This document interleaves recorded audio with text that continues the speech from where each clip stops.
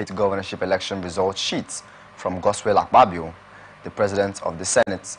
Akpabio made this known after receiving the result sheet from APC chairman in Edo, Jared Tambe, at the state capital, Benin.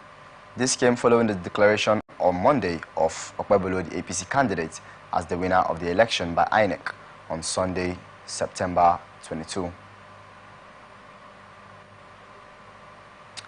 Sequel to the recent flood disaster in Maiduguri, Borno State, and some other parts of the country, the Federal Executive Council, FEC, rose from its meeting yesterday and constituted a committee to reassess the Alau Dam and other dams across the country to prevent reoccurrence of what played in Borno State. FEC, headed by President Bola Tinubu, mandated the committee to develop detailed designs and recommendations for the overall reconstruction of the Alau Dam for future use. Addressing newsmen after the FEC meeting, Minister of Water Resources Professor Joseph Utse disclosed that the council extensively deliberated on the flood situation across the country, with emphasis on Maiduguri flooding. He recalled that in 2022, the Federal Ministry of Water Resources and Sanitation had requested increased allocation from the National Assembly and support from the government of Borno State to address the bad components of the Alau Dam to enable the rehabilitation and specific repair of the 38-year-old dam. Utsi said, in 2022, there was a problem with one of the components of the dam. The Minister of Water Resources wrote to the National Assembly for allocation of more funds and the government of Maiduguri for the rehabilitation and reconstruction of the 38-year-old dam to further facilitate water supply purposes of irrigation and control of floods. We are now reassessing the true integrity of the dam to come up with a detailed design for overall reconstruction. We also had a discussion with the management of Lagbo Dam on the release of 100 cubic meters of water that can be released within 7 days, and the ministry sent a warning to those living along the river valley areas. Members of the constituted committee on the review of Alau Dam and others were Minister of Finance, Wale Edun, Minister of Water Resources and Sanitation, Professor Joseph Utsev, Minister of Agriculture, Food and Security, Abubakar Kiari, and a few others. Also speaking, Edu told newsmen that the council established a disaster relief fund. He further explained that the funds would focus on financing and bringing together funding from the 3 tiers of the government, the private sector, and the international philanthropic organizations to build a resilient response to climate disaster occurrences across the country.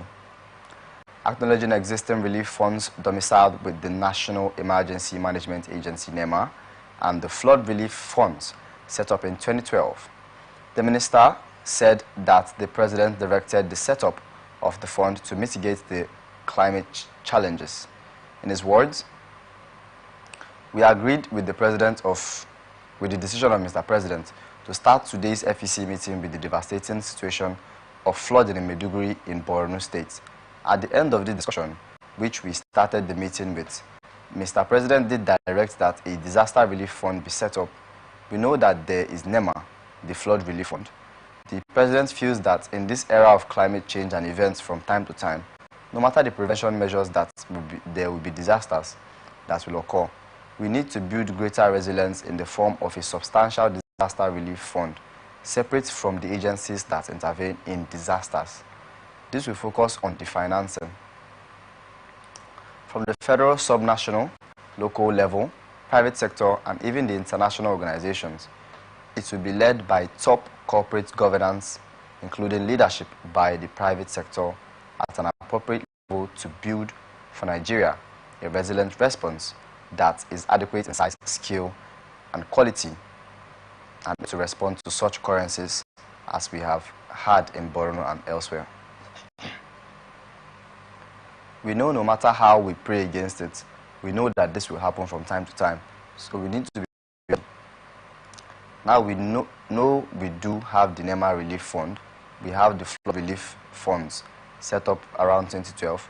But Mr. President feels that we need this in an era of climate change to build better resilience for future events, separate from agencies that actually intervene physically.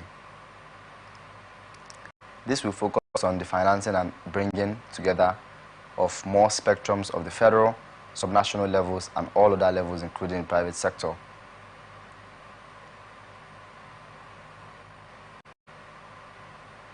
Do not forget you're watching Government and Public Service Reports on Atlantic Television Network.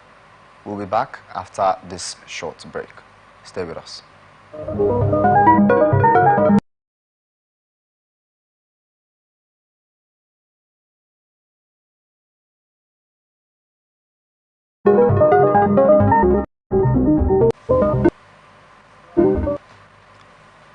Welcome back. Now to the rest of our stories. He continuously emphasized the importance of pooling funds from various sectors and being prepared when disasters strike. Wale Edun equally disclosed is that out of those 40 FCT high courts, which is like FCT courts, we will have 20. The federal high courts will have 10, and the court appeal would have 10. And these will be completed in 15 months. He stressed that the decision was predicated on the premium Tinubu administration attaches to members of the judiciary. According to Wiki, Mr. President wonders how judges and justices will be living in rented houses and hotel apartments. This is not safe for our judiciary. This is not convenient for them to do their work. And so Mr. President directed that the FCT, through the FCDA, should immediately construct 40 numbered judges and justices at Katampi district. He added that all access as well as arterial roads within the quarters will be constructed. The federal government has also approved the setting up of the National Citizens Value Brigade across primary and secondary schools to raise role models and ambassadors that the Nigerian nation seeks.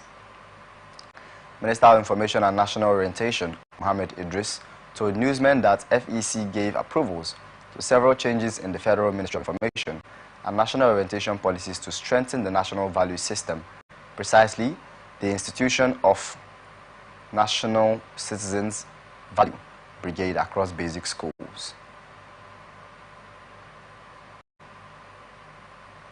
79th United Nations General Assembly has yielded a significant breakthrough for Nigeria after the U.S. Chapter of Commerce pledged $320 million to support mortgage financing, small and medium enterprises, and other key factors.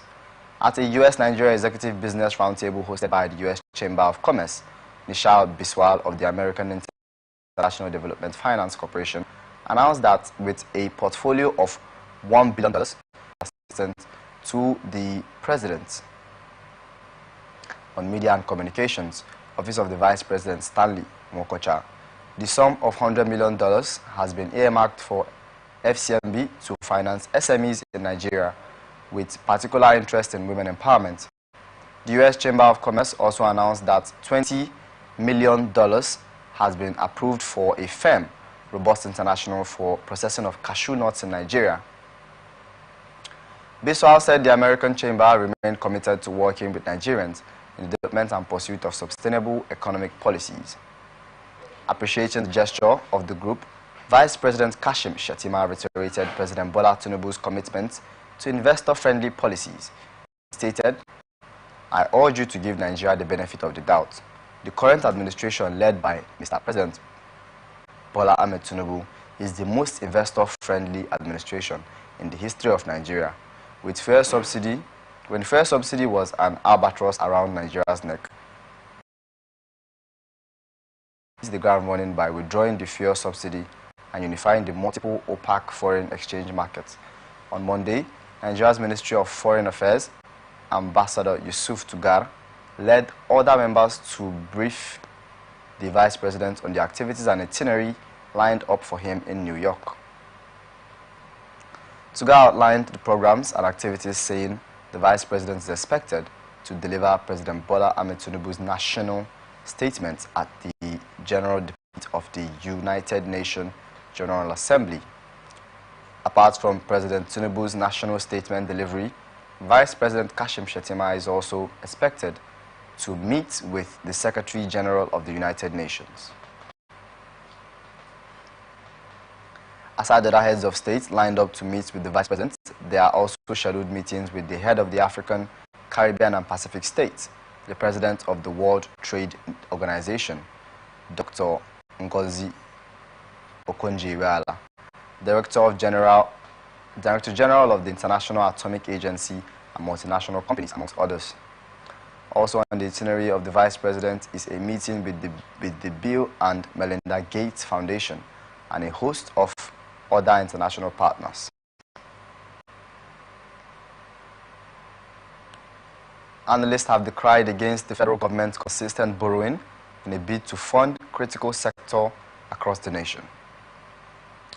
Speaking on Atlantic Television Network program Atlantic Blowout, a socio-political analyst, Ekie, maintained that internally generated revenue from states in the country can as well cater for critical infrastructure without borrowing.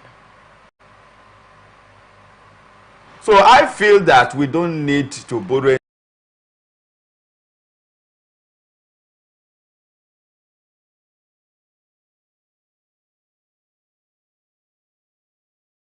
any money, because right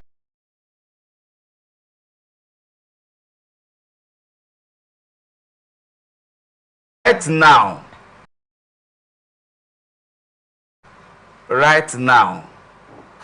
which road infrastructure are you talking about? It is time for us to look in for you to benefit. Most times you must come up with idea.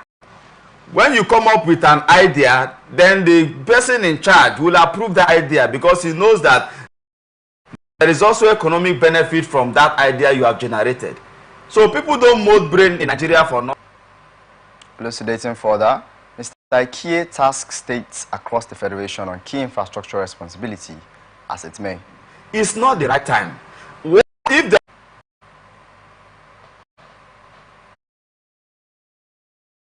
are needs on infrastructure, if there are needs on our health sector, let us look inwards. Let the state governors look at the needs at their various states and then look at from their little generated revenues and allocation, apportion resources to that area of the health sector, of the infrastructure, of whatever sector they are talking about. Let us begin to talk about how we develop our states because we have resources. So let's not be talking about borrowing at this time.